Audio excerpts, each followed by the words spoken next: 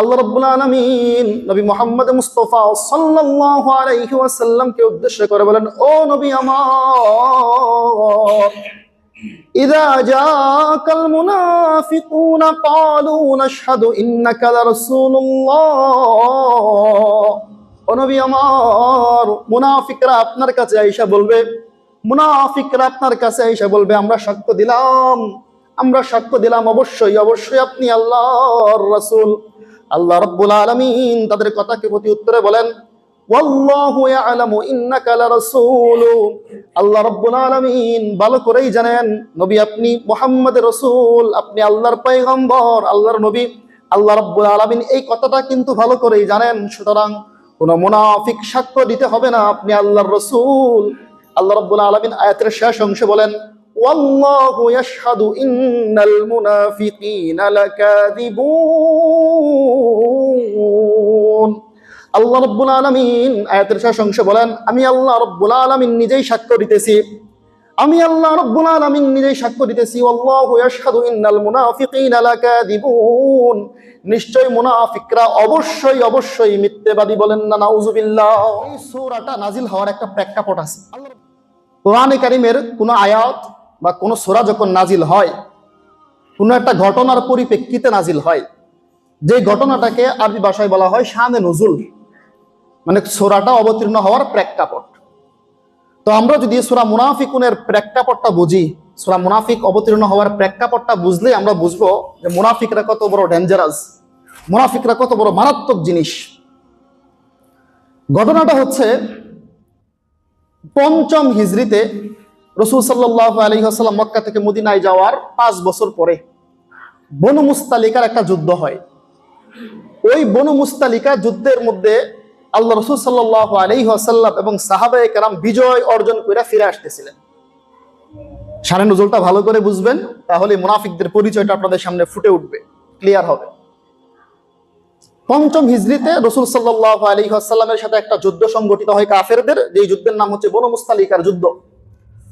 ওই বনু মুস্তালিকা যুদ্ধের থেকে রাসূল সাল্লাল্লাহু আলাইহি ওয়াসাল্লাম সাহাবায়ে কেরাম যখন বিজয় নিয়ে ফিরে আসতেছেন, প্রতিমধ্যে একটা ঘটনা ঘটছে, অপ্রীতিকর ঘটনা।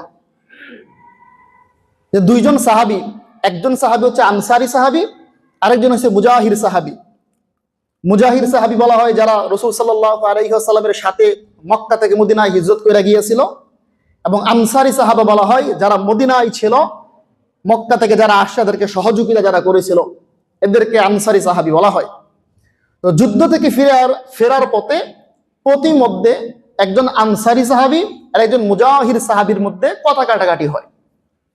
তো এই কথা কাটাকাটিটার এক পর্যায়ে দুইজনের মধ্যে হাতাহাতি শুরু হয়ে যায়। হাতাহাতিটা এমন পর্যায়ে গিয়ে পৌঁছে মুজাহির সাহাবী বাকি মুজাহির সাহাবাদেরকে আহ্বান করেন, হে আমার মুজাহিদ ভাইরা, মুজাহির সাহাবারা, যারা মক্কায় থেকে তোমরা মদিনায় হিজরত করেছো, তোমার ভাইকে তারা আক্রমণ করেছে, তোমরা আমাকে সহযোগিতা করো। একইভাবে আনসারী সাহাবী আবার এলান করেন, হে আনসারী সাহাবারা, মদিনার সাহাবারা, তোমাদের আনসারী সাহাবাকে একজন মক্কার সাহাবী আক্রমণ করেছে, তোমরা আমাকে সহযোগিতা করো। দুইজন দুইটা এলান করছে। ফলে কিছু সাহাবায়ে কেরাম দুইজনের আহ্বানের কারণেই একত্রিত হইল এবং সহযোগিতা করতে মনস্থির করল। পরিস্থিতিটা এমন হয়েছে তরবারির যুদ্ধ লাগা যাবে আনসারী সাহাবাদের মধ্যে, মুজাহির সাহাবার মধ্যে। রাসূল সাল্লাল্লাহু আলাইহি ওয়াসাল্লামের সাথে ছিলেন না, একটু সামনে অগ্রসর ছিলেন। এই পরিস্থিতি দেখা রাসূল সাল্লাল্লাহু আলাইহি ওয়াসাল্লাম সংবাদ পাইলেন যে আনসারী সাহাবী এবং মুজাহিদ সাহাবার মধ্যে যুদ্ধ লাগা যাবে। সাধারণ একটা ঘটনা নিয়ে রাসূল সাল্লাল্লাহু আলাইহি ওয়াসাল্লাম তাড়াতাড়ি তাদের কাছে আসলেন। আসার পরে রাসূল একটা ভাষণ দিলেন। ভাষণের মধ্যে বললেন, মা বালা দাওয়াল জাহিলিয়া, হে আমার সাহাবায়ে কেরাম, এটা কেমন ধরনের আহ্বান, কেমন ধরনের জাহিলিয়ত, কেমন ধরনের মূর্খতা। দুই ভাইয়ের মধ্যে ঝগড়া লাগছে, তোমরা মিটায়া দিবা, মিটায়া না দিয়া তারা আহ্বান করছে গোত্রের মানুষদেরকে, আর তোমরাও একত্রিত হয়ে গেছো যুদ্ধ করার জন্য। এটা কেমন ধরনের জাহিলিয়ত। রাসূল ভীষণ একটা কড়া ভাষণ দিয়েছেন। ভাষণ দেওয়ার পরে সাহাবায়ে কেরাম অনুতপ্ত হইল, আহারে আমরা করলামটা কি? দুইজন ভাইয়ের মধ্যে ঝগড়া লাগছে, আমরা মিটায়া দেব, মিটায়া না দিয়া দুইজনে আহ্বান করছে নিজের কবিরার লোকদেরকে, নিজের গোত্রের লোকদেরকে। আমরা আহ্বানে সাড়া দিলাম, মারামারি করার জন্য প্রস্তুত হয়ে গেলাম। অনেক লজ্জিত হয়েছে। রাসূল সাল্লাল্লাহু আলাইহি ওয়াসাল্লাম পুরো ঘটনা শুনছে। শোনার পরে মুজাহির সাহাবার দোষ ছিল, তাকে রাসূল সাল্লাল্লাহু আলাইহি ওয়াসাল্লাম অনেক শাসন করেছে। শাসন করার পরে রাসূল সাল্লাল্লাহু আলাইহি ওয়াসাল্লাম দুই সাহাবাদের মধ্যে মিলায়া দিছে এবং কোলাকুলি করায়া দিছে, দুইজনকে সহোদর ভাই বানায়া দিছে। ঘটনা এখানেই শেষ। এই ঘটনা ঘটার পরে একজন সাহাবী ছিল, একজন মুনাফিক ছিল মদিনার মধ্যে, যার নাম হচ্ছে আব্দুল্লাহ ইবনে উবাই। আব্দুল্লাহ ইবনে উবাই ইবনে সুলুল, সে ছিল মুনাফিকদের সর্দার। সে মূলত সাহাবী না, ইমানদারও না, সে ছিল মুনাফিক, মদিনার মধ্যে সবচাইতে বড় মুনাফিক এবং কি মুনাফিকের সর্দার।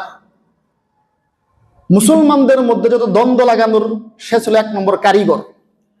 তো আব্দুল্লাহ ইবনে উবাই, এই লোকটা এই ঘটনাটা শুনতে পারছে, সেও ছিল এই যুদ্ধের মধ্যে। রাসূল সাল্লাল্লাহু আলাইহি ওয়াসাল্লাম যখন যুদ্ধের মধ্যে যাইতেন, কিছু মুনাফিকরাও সাথে সাথে যাইতো। কি জন্যে? তারা যুদ্ধের লাভ্যাংশ পাবে, যুদ্ধের সম্পদ, যুদ্ধের সরঞ্জাম তারা ভাগ পাবে, গনিমতের মাল পাবে, এই আশায় তারাও যাইতেন। তো এই যুদ্ধের মধ্যেও আব্দুল্লাহ ইবনে উবাই এবং কিছু মুনাফিকরা যুদ্ধের মধ্যে গিয়েছিল। এই ঘটনা যখন ঘটছে, আব্দুল্লাহ ইবনে উবাই সাথে ছিল না, একটু সামনে বা পিছনে ছিল। মুনাফিকদের সর্দার আব্দুল্লাহ ইবনে উবাই যখন শুনতে পাইছে এই ঘটনা ঘটছে, সাথে সাথেই তার কিছু যে সাঙ্গপাঙ্গ ছিল, মুনাফিক ছিল, এই মুনাফিকদেরকে একত্রিত করছে এবং আনসারী সাহাবাদেরকে অনেকদেরকে সামনে নিয়ে এসে একটা ভাষণ দিছে। এক নম্বর ভাষণ। সে বলতেছে, আজকে যে এই ঘটনাটা ঘটলো, এই ঘটনাটার মূলত আমরাই কারণ। কেননা এই সমস্ত সাহাবায়ে কেরাম, মক্কার সাহাবায়ে কেরাম এবং রাসূল, এরা দরিদ্র ছিল, এরা অভাব অনটনে ছিল। দেখেন কি মারাত্মক কথা বলতেছে। এদেরকে আমরাই সহযোগিতা করছি, সহযোগিতা করে আমাদের মাথার মধ্যে উঠাইয়া দিছি, এখন আমাদের মাথার মধ্যে বসে বসে কাঁঠাল ভাঙতেছে। এক নম্বর ভাষণ দিছে।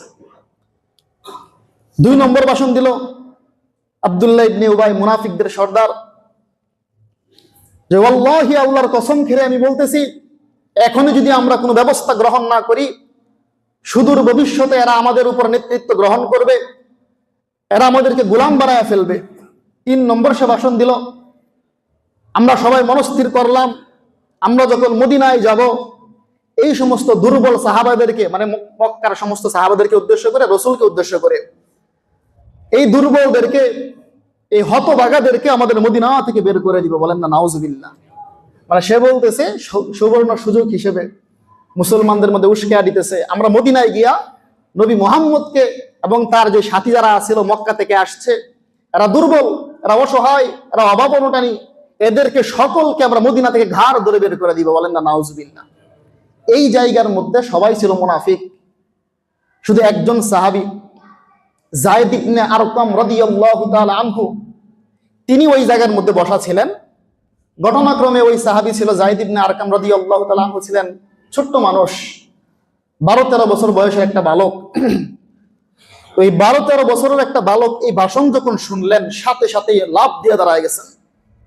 লাফ দিয়ে দাঁড়ায় গিয়ে বলতেছে, হে আব্দুল্লাহ ইবনে উবাই, মদিনার কোন একটা গোত্রের তুমি সর্দার হতে পারো, কিন্তু তুমি সাহাবাদেরকে অসহায় বলতেছো, সাহাবাদেরকে মূর্খ বলতেছো, সাহাবাদেরকে দরিদ্র বলতেছো, আল্লাহর রাসূলকে তুমি নাকি মদিনা থেকে বের করে দিবে। ওয়াল্লাহি, আল্লাহর কসম, তুমি হচ্ছ সবচেয়ে বড় মূর্খ, তুমি হচ্ছ সবচাইতে বড় অভাবী, তুমি হচ্ছ সবচাইতে বড় দুর্ভাগা।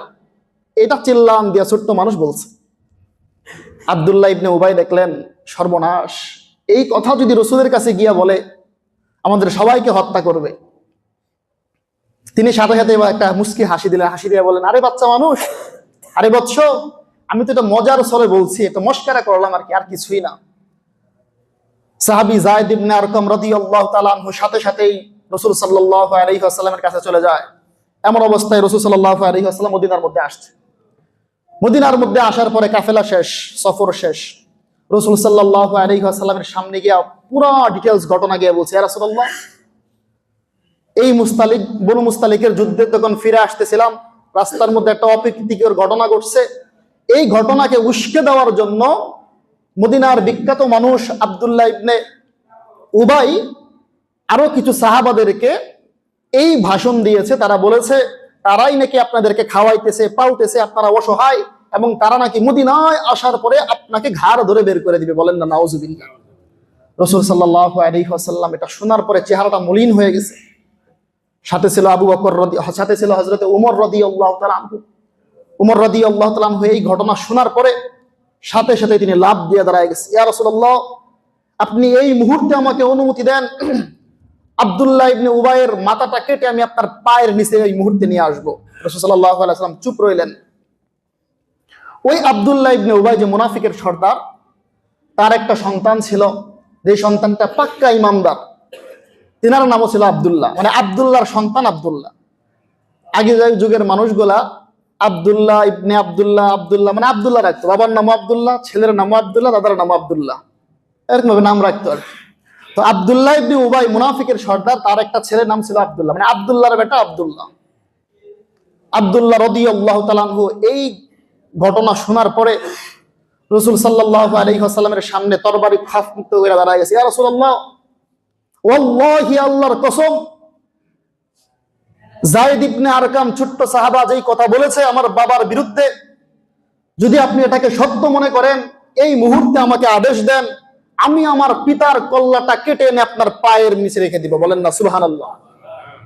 কেমন ইমানদার যে আল্লাহর রাসূল আপনাকে অপমান করেছে, আপনাকে বের করে দিবে বলছে, সাহাবাদেরকে গালি দিয়েছে, সে আমার পিতা হতে পারে কিন্তু দুনিয়ার বুকে তার বাঁচার কোনো অধিকার নাই, আপনি যদি অনুমতি দেন তাকে হত্যা করার জন্য, আমি সন্তান আব্দুল্লাহকে অনুমতি দেন, আমি আমার পিতার কল্লাটা কেটে এনে আপনার পায়ের নিচে রাখব।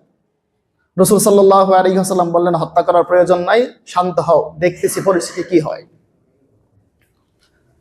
এই ঘটনা যখন রাসূল শুনলেন, আব্দুল্লাহ ইবনে উবাই মুনাফিকের সর্দার সেও শুনতে পাইল যে সাহাবী, ছোট্ট সাহাবী যায়েদ ইবনে আরকাম 12-13 বছরের বালক, সে তো রাসূলকে সব গিয়া বইলা দিছে। সফর শেষ করার সাথে সাথেই ওই আব্দুল্লাহ ইবনে উবাই তার কিছু সাঙ্গ পাঙ্গ নিয়ে সাইরা রাসূল সাল্লাল্লাহু আলাইহি ওয়াসাল্লামের সামনে উপস্থিত হয়েছেন। উপস্থিত হয়ে বলতেছে, ইয়া রাসূলুল্লাহ, আপনার ছোট্ট সাহাবী যায়েদ ইবনে আরকাম যেই কথা বলেছে, ওয়াল্লাহি সে মিথ্যে বলেছে, আমি এরকম কোনো কথাই বলি নাই। নাউজুবিল্লাহ। মানে সরাসরি ওই ছোট্ট সাহাবা যায়েদ ইবনে আরকামকে মিথ্যাবাদী বলতেছে। রাসূল সাল্লাল্লাহু আলাইহি ওয়াসাল্লাম যায়েদকে আবার জিজ্ঞাসা করলেন, যায়েদ, তুমি ছোট্ট মানুষ, যায়েদ ইবনে আরকাম সত্যি কি সে বলেছে? যায়েদ মনোবল নিয়ে বলছে, আল্লাহি, আল্লাহর রাসূল, আল্লাহর কসম, আমি নিজ কানে এই কথাগুলো শুনেছি, সেই কথাগুলো রাস্তার মধ্যে বলেছে, আপনাদেরকে অপমান করেছে, আপনাদেরকে অসহায় বলেছে, দরিদ্র বলেছে, এমনকি মদিনায় তারা আসার পরে আপনাদেরকে বের করে দিবে এই কথা পর্যন্ত বলেছে। অনেক সাহাবায়ে কেরাম মনে মনে বলতেছে, টানা পোষা করতেছে, আরে যায়েদ ইবনে আরকাম তো ছোট্ট সাহাবা, হয়তো বলো শুনতে পারে। আর আব্দুল্লাহ ইবনে উবাই তো একজন সর্দার, একটা কবিলার সর্দার, বড় একজন মানুষ, এই ছোট্ট সাহাবার কথা এত বড় মানুষের বিরুদ্ধে যাইতে পারে না। রাসূল সাল্লাল্লাহু আলাইহি ওয়াসাল্লাম সর্বশেষ আব্দুল্লাহ ইবনে উবাইয়ের কথাটাকেই গ্রহণ করলেন। রাসূল জানতেন সে সত্যিই বলছে, কিন্তু রাসূল সাল্লাল্লাহু আলাইহি ওয়াসাল্লাম তার কসমটাকে গ্রহণ করলেন। সে যেহেতু বলতেছে, আল্লাহি ওয়াল্লাহি, আল্লাহর কসম, আল্লাহর রাসূল, আমি এমন কথা বলি নাই, আপনার সাহাবী ভুল বুঝেছে, আমাকে ভুল বুঝেছে। রাসূল সাল্লাল্লাহু আলাইহি ওয়াসাল্লাম তার এই কসমটাকে গ্রহণ করলেন, কিন্তু মনে মনে অনেক ব্যথিত হইলেন। আরে, নিজের বংশ ছাইরা আসলাম, মা বাবা সব কিছু আত্মীয় স্বজনকে ছাইরা আসলাম, মদিনার মধ্যে আসলাম, আর মদিনার একজন মানুষ, একজন সর্দার, আমি আল্লাহর রাসূল আমাকে বলে মদিনা থেকে বের করে দিবে, আমার সাহাবাদেরকে বের করে দিবে, আমার সাহাবারা নাকি অসহায় হয়ে পড়ছে, এমন কথা বলতে পারে? রাসূল সাল্লাল্লাহু আলাইহি ওয়াসাল্লাম মনের মধ্যে অনেক ব্যথা পাইলেন। ব্যথা পাওয়ার পরে তিনার যে স্বাভাবিক নিয়ম আছে, রাসূল সাল্লাল্লাহু আলাইহি ওয়াসাল্লাম মাঝে মধ্যে সফর করতেন, এই স্বাভাবিক নিয়মের বাহিরে গিয়ে অস্বাভাবিকভাবে রাসূল সাল্লাল্লাহু আলাইহি ওয়াসাল্লাম সফর করা শুরু করলেন। সফর করবেন ঘোষণা করলেন, আমি সফরে যাব। সাহাবায়ে কেরাম বুঝলেন রাসূল সাল্লাল্লাহু আলাইহি ওয়াসাল্লাম বিষয়টাকে স্বাভাবিকভাবে নেয় নাই, অস্বাভাবিকভাবেই নিয়েছেন, অনেক কষ্ট পেয়েছেন। রাসূল সাল্লাল্লাহু আলাইহি ওয়াসাল্লাম সাহাবাদেরকে নিয়ে, মুনাফিক যারা ছিল তাদেরকে না, বিশ্বস্ত যে সমস্ত সাহাবায়ে কেরাম ছিল, আবু বকর, ওমর, ওসমান, আলী এবং বড় বড় সাহাবাদেরকে নিয়ে সফরে তিনি রওনা হয়ে গেলেন। লম্বা সময় সফর করতেছেন, একদিন এক রাত সফর করছে, কোথাও বিশ্রাম নেয় নাই। রাসূল সাল্লাল্লাহু আলাইহি ওয়াসাল্লাম রাগান্বিত হয়ে সফর করতেই আছেন। একদিন এক রাত হওয়ার পরে সাহাবা একরাম ক্লান্ত হয়ে গেছে। ওই সময় তো সফর ছিল উটনির উপরে, গাডার উপরে। উটনি যখন মরুভূমি দিয়ে চলে অনেক জাকি খায়, সাহাবা একরাম ক্লান্ত হয়ে পড়ছে। রাসূল সাল্লাল্লাহু আলাইহি ওয়াসাল্লাম একটা জায়গার মধ্যে তাঁবু গাড়লেন, বিশ্রাম নিলেন। বিশ্রাম নেওয়ার পরে আবার তিনি লাগাতার শুরু করলেন। তো এই সফরের মধ্যে ছোট্ট সাহাবী যায়েদ ইবনে আরকাম রাদিয়াল্লাহু তাআলা আনহু তিনিও ছিলেন, এবং তিনি বারংবার রাসূল সাল্লাল্লাহু আলাইহি ওয়াসাল্লামের কাছে যাইতেন, এই জন্য যে না জানি কখন আমির যায়েদ ইবনে আরকামের উপরে যে মিথ্যে তুহমত দিয়েছে, আমি যে সত্যবাদী এটা অবশ্যই অবশ্যই আল্লাহ রাব্বুল আলামিন কোরআনে কারীমের আয়াত অবতীর্ণের মাধ্যমে জানায়া দিবেন। এই বিশ্বাস তার ছিল। এই বিশ্বাস নিয়ে সে বারংবার রাসূল সাল্লাল্লাহু আলাইহি ওয়াসাল্লামের একেবারে উটনির কাছে কাছে যায়, গিয়া লক্ষ্য করে আহা রাসূল সাল্লাল্লাহু আলাইহি ওয়াসাল্লামের উপরে কি ওহী অবতীর্ণ হইতেছে কিনা, এই জিনিসটা খেয়াল করার জন্য বারংবার তিনি রাসূলের কাছে যাইতেন। তো হঠাৎ করে একবার দেখলেন যায়েদ ইবনে আরকাম রাসূল সাল্লাল্লাহু আলাইহি ওয়াসাল্লামের কপাল মুবারক ঘামতেছে। যখন ওহী অবতীর্ণ হইতো রাসূলের কপাল ঘামতো, রাসূলের চোখ নাক মুখ লাল হয়ে যাইতো, অনেক কষ্ট হইতো। তো হঠাৎ করে তিনি দেখলেন যে রাসূল সাল্লাল্লাহু আলাইহি ওয়াসাল্লামের কপাল ঘামতেছে, এবং রাসূল সাল্লাল্লাহু আলাইহি ওয়াসাল্লামের ওজন, শরীরের ওজন এত বেশি বেড়ে গেছে, রাসূলের যে উটটা ছিল মাটির মধ্যে বসে গেছে। মাটির মধ্যে বসে যাওয়ার পরে রাসূল সাল্লাল্লাহু আলাইহি ওয়াসাল্লাম অনেকক্ষণ ঘামলেন। ঘামার পরে সমস্ত সাহাবা একরাম দাঁড়াইলেন। রাসূলের উট যখন বসে গেছে, দাঁড়ানোর পরে রাসূলের যখন ওহী যখন অবতীর্ণ শেষ, ওই মুহূর্তে রাসূল সাল্লাল্লাহু আলাইহি ওয়াসাল্লাম যায়েদ ইবনে আরকাম রাদিয়াল্লাহু তাআলা আনহুকে ডাক দিয়ে বলেন, ইয়া গুলাম সাদ্দাকাল্লাহু হাদিসাকা ওয়া নাযালাত সূরাতুল মুনাফিকিন। আল্লাহর রাসূল সাল্লাল্লাহু আলাইহি ওয়াসাল্লাম, আল্লাহর রাসূল সাল্লাল্লাহু আলাইহি ওয়াসাল্লাম ছোট্ট সাহাবা যায়েদ ইবনে আরকামকে ডাক দিয়া বলেন, ও গোলাম, ও বৎস, সাদ্দাকাল্লাহু হাদিসাকা, আল্লাহ রাব্বুল আলামিন তুমি যেই কথাগুলো বলেছিলে ওই কথাগুলোকে আল্লাহ রাব্বুল আলামিন আরশে আযীম থেকে তোমার কথাগুলোকে সত্যায়ন করে দিয়েছেন। সুবহানাল্লাহ। আল্লাহ রাসূল সাল্লাল্লাহু আলাইহি ওয়াসাল্লাম আরো বলেন, ওয়া নাযালাত সূরাতুল মুনাফিকিন, এবং আল্লাহ রাব্বুল আলামিন ওই উবাই ইবনে আব্দুল্লাহ ইবনে উবাইয়ের বিরুদ্ধে একটা সূরা মুনাফিকুন অবতীর্ণ করে দিয়েছেন। বলেন না সুবহানাল্লাহ। সমস্ত সাহাবায়ে কেরাম খুশিতে আত্মহারা। আহারে, মুনাফিকদের মুখোশ আজকে উন্মোচন হয়ে গেল। ছোট্ট সাহাবীকে যে তুহমত দেওয়া হয়েছিল, মিথ্যা অপবাদ দেওয়া হয়েছিল, সেই মিথ্যা তুহমত আজকে থেকে উঠে গেল। রাসূল সাল্লাল্লাহু আলাইহি ওয়াসাল্লামের কাছে লম্বা একটা সূরা অবতীর্ণ হয়েছে। সূরার ১ম নম্বর আয়াত আল্লাহ বলেন, ইযা জাআকাল মুনাফিকুনা ক্বালু নাশহাদু ইন্নাকা লারাসূলুল্লাহ ওয়াল্লাহু ইয়ালামু ইন্নাকা লারাসূলুহু ওয়াল্লাহু ইয়াশহাদু ইন্নাল মুনাফিকিনা লাকাযিবুন। আল্লাহ রাব্বুল আলামিন আপনার আমার প্যারে হাবিব মুহাম্মদ মুস্তাফা সাল্লাল্লাহু আলাইহি ওয়াসাল্লামকে জানায়া দেয়, ও পয়গম্বর, ও নবী আমার, যদি কোনো মুনাফিক আপনার কাছে আসে, মুনাফিক আইসা যদি বলে যে আমরা সাক্ষ্য দিলাম আপনি আল্লাহর রাসূল, আমরা আপনার আল্লাহর রাসূল, আপনাকে বিশ্বাস করলাম, আল্লাহ রাব্বুল আলামিন বলেন, ও নবী, আপনি যে আল্লাহর রাসূল সেই কথাটা কিন্তু আমি আল্লাহ ভালো করেই জানি, এবং আমি এটাও সাক্ষ্য দিতেছি, ইন্নাল মুনাফিকিনা লাকাযিবুন, মুনাফিকরা যে আপনার সামনে আইসা স্বীকৃতি দেয় আপনাকে নবী হিসেবে বিশ্বাস করে, অবশ্যই অবশ্যই এরা মিথ্যে কথা বলে, অর্থাৎ এদের অন্তরের মধ্যে কুফরি, এবং মুখে একটা বলে অন্তরের মধ্যে আরেকটা লালন করে। বলেন না নাউযুবিল্লাহ। এই আয়াত আল্লাহ রাব্বুল আলামিন নাজিল করেছেন, এবং একে একে একে অনেকগুলো আয়াত নাজিল করছে। রাস্তার মধ্যে যে আব্দুল্লাহ ইবনে উবাই মুনাফিকদের সর্দার যেই কথাগুলো বলেছিল, আল্লাহ রাব্বুল আলামিন হুবহু ওই কথাগুলো নকল করে কোরআনে কারীমের সূরা মুনাফিকের ৭ নম্বর এবং ৮ নম্বর আয়াত নাজিল করেন। আল্লাহ বলেন, হে রাসূল, এরা ওই রাস্তার মধ্যে দাঁড়ায়া দাঁড়ায়া আপনি এবং আপনার সাহাবাদের বিরুদ্ধে চক্রান্ত করে। এরা বলে যে আমরা মদিনার যেই সমস্ত সাহাবায়ে কেরাম আছি, মক্কা থেকে যারা আসছে এদেরকে আমরা অনুগ্রহ করছি, ওরা ফকির ছিল, ওরা মিসকিন ছিল, ওদেরকে আমরা টাকা পয়সা দিয়া, ধন সম্পদ দিয়া, খাবার দিয়ে ওদেরকে বাঁচায়া রাখছি। আল্লাহ বলেন, হে নবী, আপনাদেরকে বলে দেন রিজিক কিন্তু আমি আল্লাহই দেই। ওদের রিজিক পায় আপনারা বাঁচেন নাই, বরং আমি আল্লাহর রিজিক খেয়ে আপনারা বেঁচেছেন। বলেন না সুবহানাল্লাহ। ৮ নম্বর আয়াতের মধ্যে আল্লাহ বলেন ওয়ায়াকুলুন, এবং তারা বলে লা ইন রাজা'না ইলাল মাদিনাতি লা ইখরিজান্নাল আ'আজ্জু মিনাল আযাল। আল্লাহ রাব্বুল আলামিন ওই উবাই ইবনে খালফ, আল্লাহ রাব্বুল আলামিন মুনাফিকদের সর্দার আব্দুল্লাহ ইবনে উবাই যেই কথাটা বলেছিল সেই কথাটাকে হুবহু নকল করে বলে দেন। আল্লাহ রাব্বুল আলামিন বলেন ওয়ায়াকুলুন, তারা রাস্তার মধ্যে বলে লা ইন রাজা'না ইলাল মাদিনা, যদি আমরা মদিনার মধ্যে ফিরে যাই, যখনই আমরা মদিনার মধ্যে ফিরে যাব, লা ইখরিজান্না আ'আজ্জু মিনাল আযাল, অবশ্যই অবশ্যই মদিনা থেকে অসহায়দেরকে, মদিনা থেকে দুর্বলদেরকে আমরা শক্তিশালীরা বের করে দিব। বলেন না নাউজুবিল্লাহ। এই কথাটা যে আব্দুল্লাহ ইবনে উবাই বলছে, এই কথাটাকে আল্লাহ রাব্বুল আলামিন হুবহু একেবারে কপি করে আল্লাহ রাব্বুল আলামিন কোরআনে কারিমের মধ্যে বলে দিয়েছেন। বলেন না সুবহানাল্লাহ। এরা রাস্তার মধ্যে বলে আমরা যখন মদিনায় ফিরে যাব, মদিনায় ফিরে যাওয়ার পরে দুর্বলদেরকে আমরা সবলরা, মানে রাসূলকে দুর্বল বানাইছে, আর মুনাফিকরা বলতেছে আমরা সবল, আমরা শক্তিশালী, এদেরকে আমরা বের করে দেব। আল্লাহ রাব্বুল আলামিন বলেন ইয়া নবী, এরা কিন্তু এই কথা বলছে, আপনার ছোট্ট সাহাবী সত্য বলছে।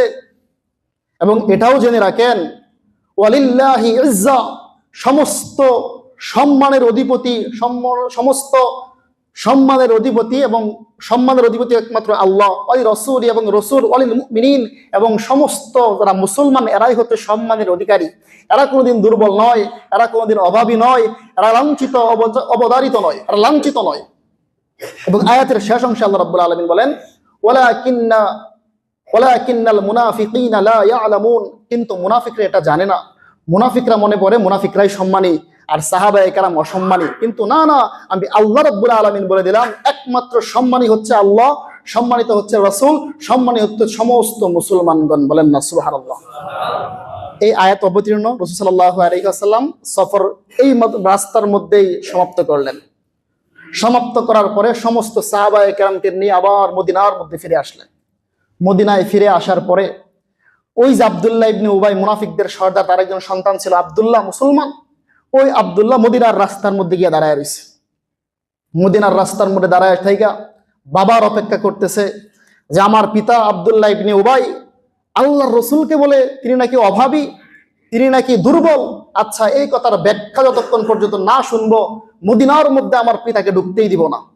আব্দুল্লাহ রাদিয়াল্লাহু তাআলা আনহু মদিনার রাস্তার মধ্যে দাঁড়ায় রয়েছে। ওই মুহূর্তে তার পিতা আসতেছিল উটের মধ্যে সওয়ার হইয়া, উটটাকে জমিনের মধ্যে বসাইছে এবং আব্দুল্লাহ রাদিয়াল্লাহু তাআলা আনহু ওই উটের হাঁটুর মধ্যে পা রাখছে এবং তার পিতা সামনে উপরে বসে রয়েছে। সন্তান অপমান করতেছে পিতাকে এবং বসে তাকে বলতেছে, হে আবি, হে আমার পিতা, তুমি বনু মুস্তালিক যুদ্ধের থেকে আসার সময় বলেছিলা দুর্বলদেরকে মদিনা থেকে বের করে দিবে, সবলরা বের করবে। এই কথার ব্যাখ্যা তুমি এই মুহূর্তে দাও, ব্যাখ্যা দিয়ে তারপর মদিনার মধ্যে তুমি প্রবেশ করো, অন্যথা আমি তোমার কল্লাটা দ্বিখণ্ডিত করে দেবো। বলেন না সুবহানাল্লাহ।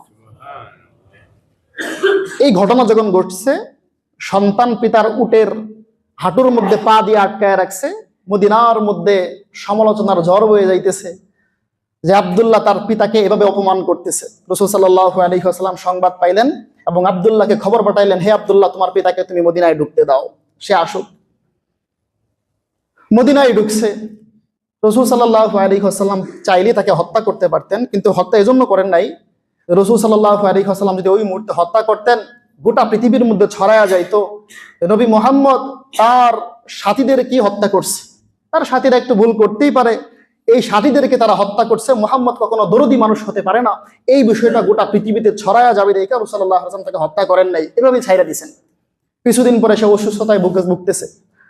অসুস্থতার একটা পর্যায়ে এমন পর্যায়ে পৌঁছছে যে সে দুনিয়ার মধ্যে আর বাঁচবে না। লাঞ্ছনা, অপমাননা সব কিছুই সে খাইছে, সব কিছুর শিকার সে হয়েছে। হওয়ার পরে একেবারে জীবনের শেষ লগ্নে মৃত্যুর ৩-৪ দিন আগে আল্লাহ রাসূল সাল্লাল্লাহু আলাইহি ওয়াসাল্লামের কাছে তার যে সন্তান আব্দুল্লাহ তাকে পাঠাইছে।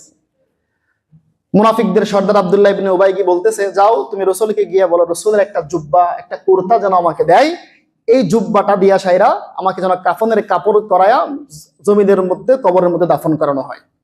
রাসূল সাল্লাল্লাহু আলাইহি ওয়াসাল্লামের কাছে আয়েশা ওই আব্দুল্লাহ ইমানদার সাহাবী আয়েশা বলতেছে, ইয়া রাসূলুল্লাহ, আপনার একটা জুব্বা দেন, আমার বাবার জীবনের শেষ ইচ্ছা।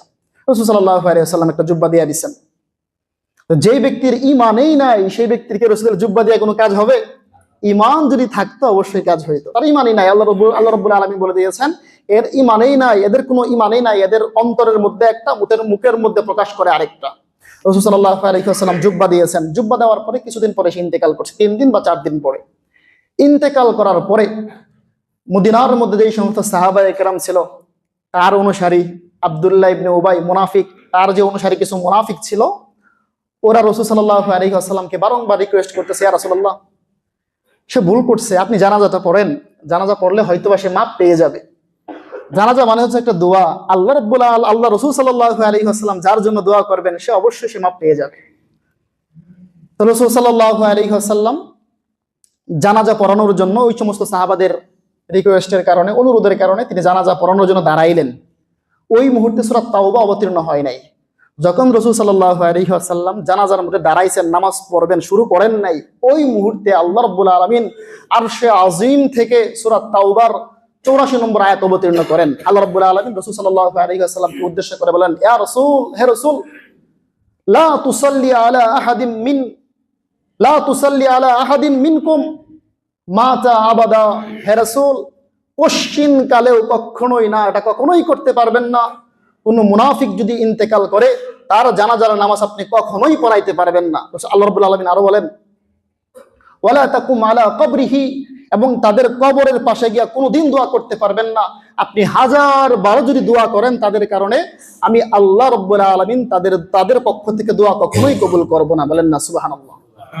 রাসূল জানাজা পড়াইতে গেছেন, পড়াবেন, ওই মুহূর্তে আল্লাহ রাব্বুল আলামিন আরশে আজিম থেকে কোরআনের আয়াত অবতীর্ণ করেছেন, সূরা তাওবার 84 নম্বর আয়াত, হে রাসূল, লা তুসাল্লি, আপনি কখনোই নামাজ পড়তে পারবেন না, মিনকুম, তাদের নামাজ আপনি কখনোই পড়াতে পারবেন না, ওয়ালা তাকুম আলা কবরি, এমনকি তাদের কবরের পাশে গিয়েও দাঁড়াবেন না।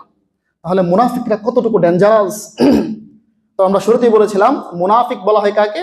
ওই সমস্ত মানুষ হচ্ছে মুনাফিক যারা মানুষকে ধোঁকা দেয়, অন্তরের মধ্যে রাখে একটা, মুখে প্রকাশ করে আরেকটা।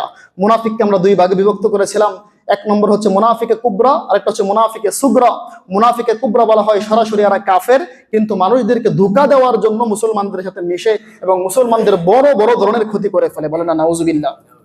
যেমন উদাহরণস্বরূপ আমরা বলতে পারি, হযরতে আলী রাদিয়াল্লাহু তাআলা আনহু, হযরতে উসমান রাদিয়াল্লাহু তাআলা আনহু, হযরতে উমর রাদিয়াল্লাহু তাআলা আনহুকে যারা শহীদ করেছিল, হত্যা করেছিল, সবাই ছিল মুনাফিক।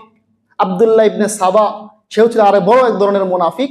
এই মুনাফিকের আন্ডারে যারা ছিল এরা সবাই মুসলমানদের বড় বড় মনীষীদেরকে তারা হত্যা করছে, শহীদ করে দিয়েছিল। দ্বিতীয় নম্বর হচ্ছে মুনাফিকে সুগরা। মুনাফিকে সুগরা বলা হয় আমলের দিক দিয়ে মুনাফিক। এই মুনাফিকে সুগরার ব্যাপারে আল্লাহ রাব্বুল আলামিন রাসূল সাল্লাল্লাহু আলাইহি ওয়াসাল্লামের মাধ্যমে জানায় দেয়।